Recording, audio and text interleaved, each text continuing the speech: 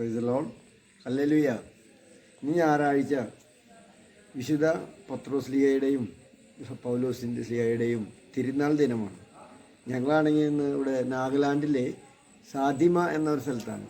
ഇവിടെ ദിവ്യകാരുണ്യത്തിനൊപ്പം 120 മണിക്കൂറോളം ആരാധനയ്ക്ക് ഇരുന്ന് കണ്ടിന്യൂസ് ആയിട്ട് ഇരുന്ന് ഇന്ന് ഞായറാഴ്ച ഞങ്ങൾ അത് സ്റ്റോപ്പ് ചെയ്തിട്ട് ദിവ്യബലിക്കായിട്ട് ഇവിടുത്തെ വില്ലേജിലുള്ള ഒരു ദേവാലയത്തിലേക്ക് പോയി. അവിടുത്തെ പ്രത്യേകത എന്താണെന്ന് വെച്ച് കഴിഞ്ഞാൽ വില്ലേജിലുള്ള സാധാരണക്കാരെന്ന് അറിയുന്ന ഒരു ദേവാലയമാണ്. മലയുടെ മുകളിലാണ്.